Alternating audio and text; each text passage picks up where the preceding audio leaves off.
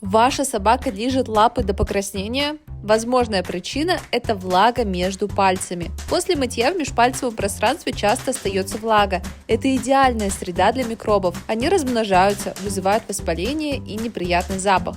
У моей бульдожки была такая проблема. Она постоянно лизала лапы, а кожа между пальцами покраснела. Ветеринар объяснил, недостаточно хорошо просушивали. Как избежать проблемы? Возьмите хорошо впитывающее полотенце, тщательно протрите каждую складку между пальцами. Если нужно, досушите лапы феном на низкой температуре.